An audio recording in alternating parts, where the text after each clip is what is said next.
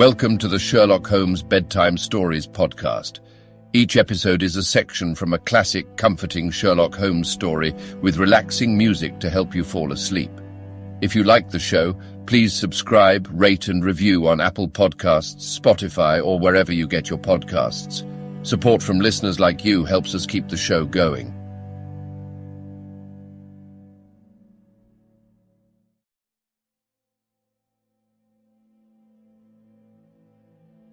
Now it's time to relax. Let your body fall into a comfortable position in your bed and drift gently into a state of total relaxation with tonight's story. The Boscombe Valley mystery continued. It was about 10 minutes before we regained our cab and drove back into Ross, Holmes still carrying with him the stone which he had picked up in the wood. "This may interest you, Lestrade," he remarked, holding it out. The murder was done with it. I see no marks. There are none. How do you know, then? The grass was growing under it. It had only lain there a few days. There was no sign of a place whence it had been taken. It corresponds with the injuries. There is no sign of any other weapon. And the murderer is a tall man, left-handed, limps with the right leg, wears thick-soled shooting boots and a grey cloak, smokes Indian cigars, uses a cigar holder, and carries a blunt penknife in his pocket. There are several other indications, but these may be enough to aid us in our search. Lestrade laughed. I am afraid that I am still a skeptic, he said. Theories are all very well, but we have to deal with a hard-headed British jury. Nous verrons, answered Holmes calmly. You work your own method, and I shall work mine. I shall be busy this afternoon and shall probably return to London by the evening train. And leave your case unfinished? No, finished. But the mystery. It is solved. Who was the criminal, then? The gentleman I describe. But who is he? Surely it would not be difficult to find out. This is not such a populous neighborhood. Lestrade shrugged his shoulders. I am a practical man, he said, and I really cannot undertake to go about the country looking for a left-handed gentleman with a game leg. I should become the laughingstock of Scotland Yard. All right, said Holmes quietly. I have given you the chance. Here are your lodgings. Goodbye. I shall drop you a line before I leave. Having left Lestrade at his rooms, we drove to our hotel, where we found lunch upon the table. Holmes was silent and buried in thought, with a pained expression upon his face, as one who finds himself in a perplexing position. Look here, Watson, he said when the cloth was cleared.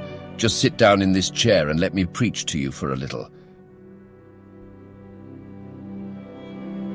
I don't know quite what to do, and I should value your advice. Light a cigar and let me expound. Pray do so.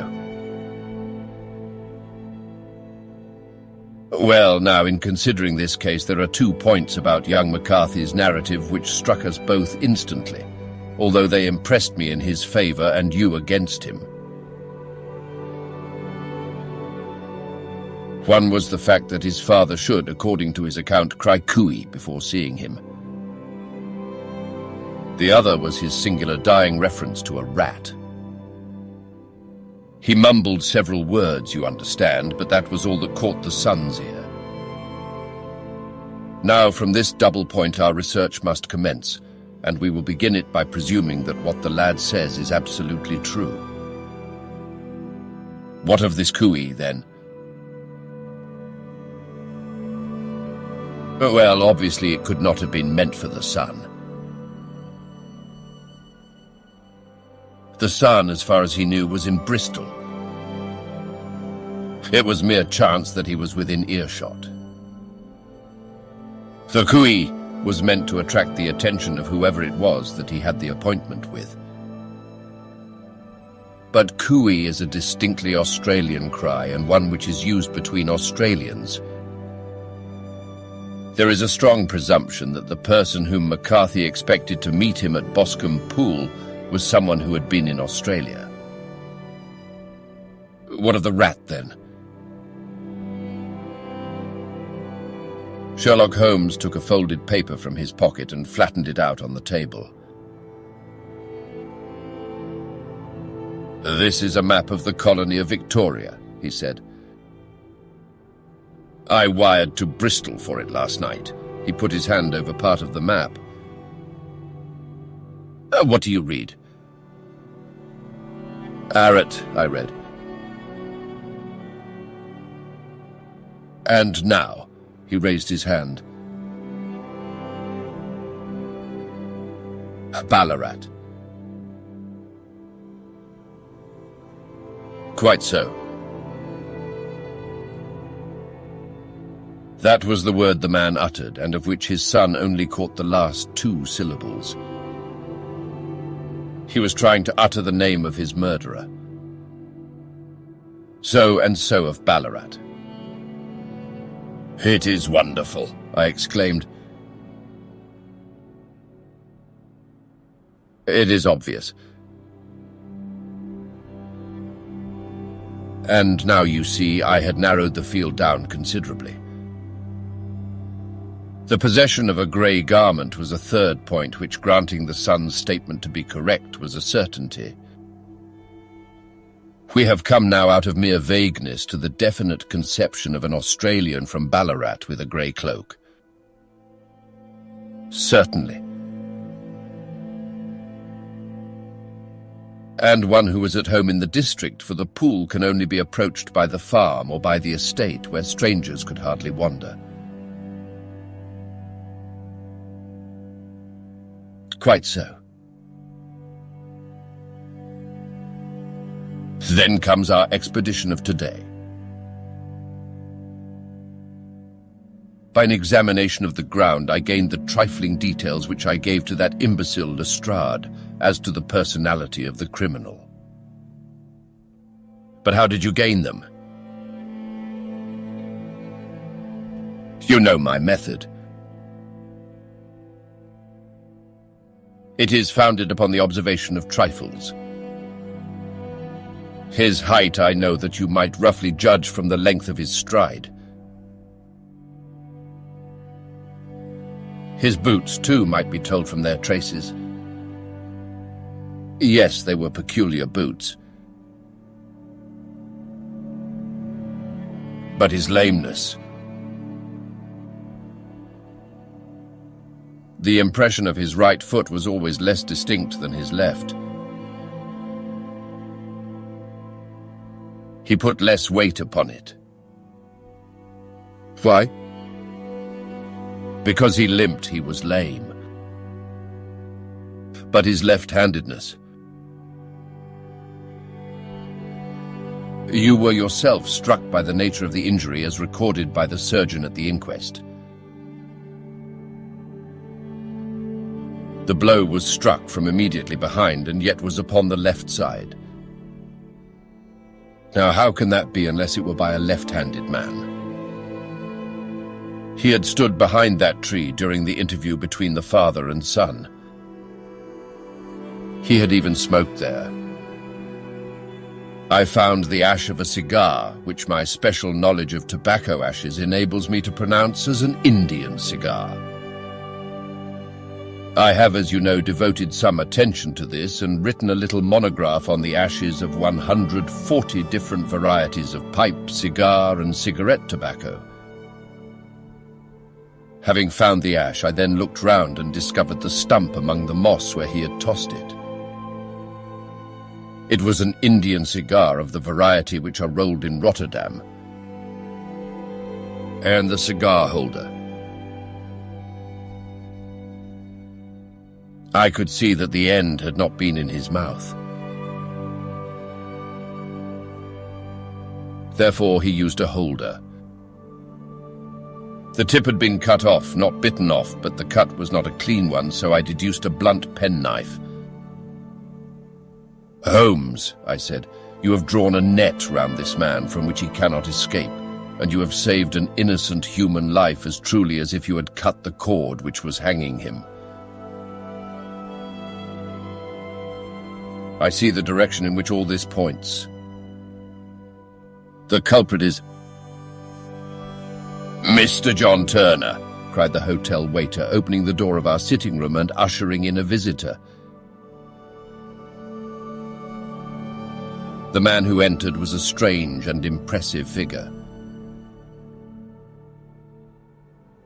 His slow, limping step and bowed shoulders gave the appearance of decrepitude, and yet his hard, deep-lined, craggy features and his enormous limbs showed that he was possessed of unusual strength of body and of character. His tangled beard, grizzled hair, and outstanding drooping eyebrows combined to give an air of dignity and power to his appearance, but his face was of an ashen white, while his lips and the corners of his nostrils were tinged with a shade of blue. It was clear to me at a glance that he was in the grip of some deadly and chronic disease. "Pray sit down on the sofa," said Holmes gently. "You had my note." "Yes, the lodge-keeper brought it up." "You said that you wished to see me here to avoid scandal." "I thought people would talk if I went to the hall." "And why did you wish to see me?" He looked across at my companion with despair in his weary eyes, as though his question was already answered. "Yes," said Holmes, answering the look rather than the words. "It is so. I know all about McCarthy." The old man sank his face in his hands. "God help me," he cried. "But I would not have let the young man come to harm. I give you my word that I would have spoken out if it went against him at the assizes." "I am glad to hear you say so," said Holmes gravely. "I would have spoken now had it not been for my dear girl. It would break her heart. It will break her heart when she hears that I am arrested." "It may not come to that," said Holmes. "What?" "I am no official agent. I understand that it was your daughter who required my presence here, and I am acting in her interests. Young McCarthy must be got off, however." "I am a dying man," said old Turner. "I have had diabetes for years. My doctor says it is a question whether I shall live a month. Yet I would rather die under my own roof than in a jail." Holmes rose and sat down at the table with his pen in his hand and a bundle of paper before him. "Just tell us the truth," he said. "I shall jot down the facts. You will sign it, and Watson here can witness it. Then I could produce your confession at the last extremity to save young McCarthy. I promise you that I shall not use it unless it is absolutely needed." "It's as well," said the old man. "It's a question whether I shall live to the assizes, so it matters little to me, but I should wish to spare Alice the shock. And now I will make the thing clear to you. It has been a long time in the acting, but will not take me long to tell. You didn't know this dead man, McCarthy. He was a devil incarnate. I tell you that. God keep you out of the clutches of such a man as he. His grip has been upon me these 20 years, and he has blasted my life. I'll tell you first how I came to be in his power. It was in the early 60s at the diggings. I was a young chap then, hot-blooded and reckless, ready to turn my hand at anything. I got among bad companions, took to drink, had no luck with my claim, took to the bush, and in a word became what you would call over here a highway robber. There were 6 of us, and we had a wild, free life of it, sticking up a station from time to time or stopping the wagons on the road to the diggings. Black Jack of Ballarat was the name I went under, and our party is still remembered in the colony as the Ballarat Gang. One day a gold convoy came down from Ballarat to Melbourne, and we lay in wait for it and attacked it. There were 6 troopers and 6 of us, so it was a close thing, but we emptied 4 of their saddles at the first volley. 3 of our boys were killed, however, before we got the swag. I put my pistol to the head of the wagon driver, who was this very man McCarthy. I wished to the Lord that I had shot him then, but I spared him, though I saw his wicked little eyes fixed on my face as though to remember every feature. We got away with the gold, became wealthy men, and made our way over to England without being suspected. There I parted from my old pals and determined to settle down to a quiet and respectable life. I bought this estate, which chanced to be in the market, and I set myself to do a little good with my money to make up for the way in which I had earned it. I married too, and though my wife died young, she left me my dear little Alice. Even when she was just a baby, her wee hand seemed to lead me down the right path as nothing else had ever done. In a word, I turned over a new leaf and did my best to make up for the past. All was going well when McCarthy laid his grip upon me. I had gone up to town about an investment, and I met him in Regent Street with hardly a coat to his back or a boot to his foot. "Here we are, Jack," says he, touching me on the arm. "We'll be as good as a family to you. There's 2 of us, me and my son, and you can have the keeping of us. If you don't, it's a fine, law-abiding country as England, and there's always a policeman within hail." Well, down they came to the West Country. There was no shaking them off, and there they have lived rent-free on my best land ever since. There was no rest for me, no peace, no forgetfulness. Turn where I would, there was his cunning, grinning face at my elbow. It grew worse as Alice grew up, for he soon saw I was more afraid of her knowing my past than of the police. Whatever he wanted, he must have, and whatever it was I gave him without question: land, money, houses, until at last he asked a thing which I could not give. He asked for Alice. His son, you see, had grown up, and so had my girl, and as I was known to be in weak health, it seemed a fine stroke to him that his lad should step into the whole property. But there I was firm. I would not have his cursed stock mixed with mine. Not that I had any dislike to the lad, but his blood was in him, and that was enough. I stood firm. McCarthy threatened. I braved him to do his worst. We were to meet at the pool midway between our houses to talk it over.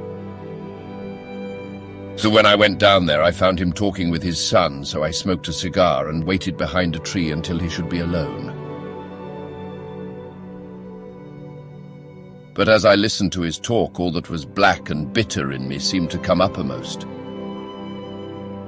He was urging his son to marry my daughter with as little regard for what she might think as if she were a slut from off the streets. It drove me mad to think that I and all that I held most dear should be in the power of such a man as this. Could I not snap the bond? I was already a dying and a desperate man. Though clear of mind and fairly strong of limb, I knew that my own fate was sealed. But my memory and my girl, both could be saved if I could but silence that foul tongue. I did it, Mr. Holmes. I would do it again. Deeply as I have sinned, I have led a life of martyrdom to atone for it. But that my girl should be entangled in the same meshes which held me was more than I could suffer. I struck him down with no more compunction than if he had been some foul and venomous beast. His cry brought back his son, but I had gained the cover of the wood, though I was forced to go back to fetch the cloak which I had dropped in my flight. That is the true story, gentlemen, of all that occurred. Well, it is not for me to judge you, said Holmes, as the old man signed the statement which had been drawn out. I pray that we may never be exposed to such a temptation. I pray not, sir. And what do you intend to do? In view of your health, nothing. You are yourself aware that you will soon have to answer for your deed at a higher court than the assizes. I will keep your confession, and if McCarthy is condemned, I shall be forced to use it. If not, it shall never be seen by mortal eye, and your secret, whether you be alive or dead, shall be safe with us. Farewell, then, said the old man solemnly. Your own deathbeds, when they come, will be the easier for the thought of the peace which you have given to mine. Tottering and shaking in all his giant frame, he stumbled slowly from the room. God help us, said Holmes after a long silence. Why does fate play such tricks with poor helpless worms? I never hear of such a case as this that I do not think of Baxter's words and say, there but for the grace of God goes Sherlock Holmes. James McCarthy was acquitted at the assizes on the strength of a number of objections which had been drawn out by Holmes and submitted to the defending counsel. Old Turner lived for 7 months after our interview, but he is now dead, and there is every prospect that the son and daughter may come to live happily together in ignorance of the black cloud which rests upon their past.